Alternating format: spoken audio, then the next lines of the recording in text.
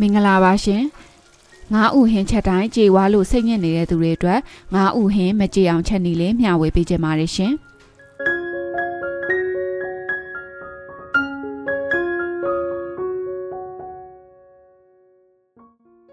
ငါးဥ25ချက်သားသုံးပါမယ်ဒီငါးဥလေးတွေကိုတော့ခပ်ဖွားဖွားလေးကိုင်းပြီးတော့ရေးဆေးတန့်စင်ထားပါတယ်ငါးဥဝယ်တဲ့အခါမှာအခုလိုမျိုးအပြင်မှာအမေးပါလေးနဲ့အုပ်နေပြီးတော့သူ့ဘာသူပုံစံမပြတ်အတွဲလိုက်လေးရှိနေတဲ့ငါးဥကိုရွေးချယ်ပြီးတော့ဝယ်ပါရှင်တခြားလိုအပ်တာတွေကတော့ခရမ်းချင်သီး9လုံးကြက်သွန်နီဥကြီးကြီးတက်ဥကြက်သွန်ဖြူ4မွှာနဲ့ဂျင်းလက်နှစ်စစ်လောက်သုံးပါမယ်နနမင်းငရုတ်သီးစိမ့်နဲ့ဇပလင်အနှဲငယ်လည်းလိုအပ်ပါတယ်ရှင်ဟင်းချက်ဖို့အတွက်အရင်ဆုံးငရုတ်သီးထောင်းပါမယ်ဟင်းအနှံ့လေးမှုန်းနေအောင်လို့နနက်အမြင့်ကလေးပါထည့်ပြီးတော့ထောင်းပါမယ်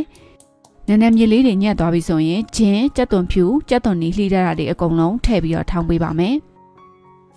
ခုလိုမျိုးနေထားလေးရောက်ပြီဆိုရင်ရပါပြီရှင်ခရမ်းကျင်သီးလေးတွေကိုလည်းဓားလေးနဲ့လှီးထားပေးလိုက်ပါမယ်အရင်ဆုံးငါးဥပြုတ်ဖို့အတွက်အိုးထဲကိုရေးထည့်ပါမယ်ထုထောင်းထားတဲ့စပလင်လေးတွေထည့်ပါမယ်ရှင်ငါးဥဟာညှိတဲ့အတွက်စပလင်လေးထည့်ပြုတ်တာပို့ပြီးတော့ကောင်းပါတယ်ပြီးတာနဲ့ငါးဥကိုခပ်ဖွားဖွားလေးကိုင်းပြီးတော့ဖြည်းဖြည်းချင်းထည့်ပေးပါမယ်ငါးဥဟာအစိမ်းတိုင်းနေထားမှာတအားကိုကြည်လွဲတဲ့အတွက်ခပ်ဖွားဖွားလေးကိုင်းပေးဖို့လိုပါတယ်အယောင်လေးလှပြီးတော့ညှိနှံလေးတက်တာအောင်စနွဲမှုတ်လေးထည့်ပါမယ်ရှင်ပို့ပြီးတော့အညှိတက်တာသွားအောင်လို့ငါးမြရည်ကိုဓမင်းစာစွန်းနဲ့တစွန်းစာလောက်ထည့်ပြုတ်ပေးပါမယ်အဖုံးလေးအုပ်ပြီးတော့5မိနစ်လောက်မီးအားအလယ်လက်နဲ့ပြုတ်ထားပေးပါမယ်ရှင်ဖက်ကိုလှန်ပေးလိုက်ပါမယ်ငါးဥလေးတွေကိုပကံတစ်ခုတည်းကိုဆဲထုတ်ပြီးတော့အေးခဏပေးလိုက်ပါမယ်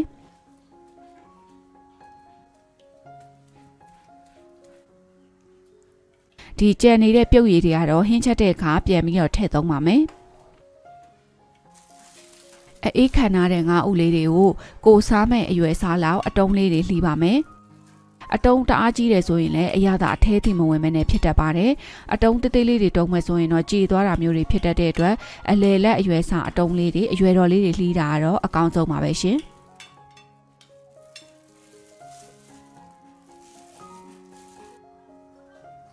ဟင်းချက်ဖို့အတွက်အိုးထဲကိုစီထည့်ပါမယ်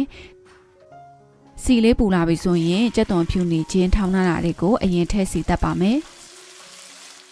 အနက်လေးတွေမှုေးပြီးတော့နည်းနည်းလေးခြောက်သွားတဲ့အထိကိုစီတတ်ပေးပါမယ်ရှင်အနက်လေးတော်တော်လေးမှုေးလာပြီဆိုရင်တော့စနွင်းမှုန့်နဲ့ငရုတ်သီးအစိမ်းမှုန့်လေးထည့်ပါမယ်ခဏလောက်မှုေးပြီးပြီဆိုတော့နဲ့ခရမ်းချင်သီးလှီးထားတာတွေထည့်ပါမယ်ရှင်ခရမ်းကျင်သီးလေးတွေဤသွားအောင်လို့ရေလေးနည်းနည်းထည့်ပြီးတော့အဖုံးလေးအုပ်ပြီးတော့ခဏလေးချက်ထားပေးလိုက်ပါမယ်ဒီကိုင်းခရမ်းကျင်သီးလေးတွေကတော့အနှစ်လဲရတယ်လို့အကြေလဲလွယ်တဲ့အတွက်တော်တော်လေးကိုသုံးလို့ကောင်းပါတယ်ခရမ်းကျင်သီးလေးတွေကြေသွားတဲ့အနေထားရောက်ပြီဆိုရင်တော့ငါးဥလေးတွေထည့်လို့ရပါပြီရှင်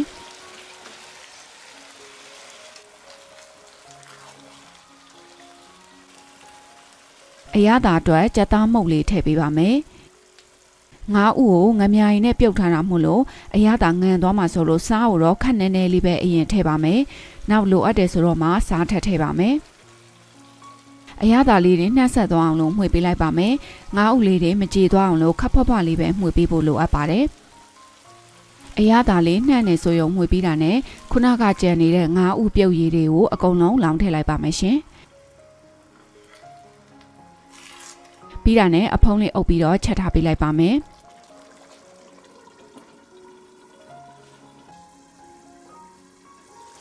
ချက်နေတော့မှာတော့အောက်ကမကတ်အောင်မကြာခဏလေးမှွေပေးဖို့လိုအပ်ပါတယ်15မိနစ်လောက်ချက်ပြီးတဲ့အနေထားမှာတော့ရေလဲခန်းကန်နေပါပြီဒီချိန်ရောက်ပြီဆိုရင်တော့ငရုတ်သီးစိမ်းလှီးထားတာလေးတွေအုပ်ပေးလိုက်ပါမယ်ရှင်အရသာလေးမြည်ကြည့်လို့ကိုယ်စိတ်ကြိုက်ဖြစ်ပြီဆိုရင်တော့နောက်ဆုံးမှာနနမင်းလေးအုပ်ပြီးတော့မီးပိတ်လိုက်လို့ရပါပြီရှင်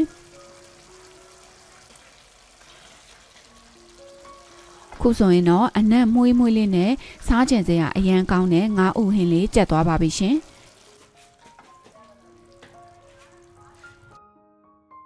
ငါးဥလေးတွေကိုကြေသွားတာမျိုးမရှိဘဲနဲ့အတုံးပုံစံမပြတ်လေးဖြစ်ချင်နေဆိုရင်ငါးဥကိုအရင်ဆုံးပြုတ်ပြီးမှချက်ပါဟင်းချက်တဲ့အခါမှာလည်းတအားမမွေပဲနဲ့ခပ်ဖွားဖွားလေးပဲမှွေပေးမယ်ဆိုရင်အခုလိုမျိုးအတုံးပုံစံမပြတ်တဲ့ငါးဥဟင်းလှလှလေးရမှာဖြစ်ပါတယ်ငါးဥဟင်းလေးကအရသာစိမ့်စိမ့်လေးနဲ့တအားစားလို့ကောင်းပါတယ်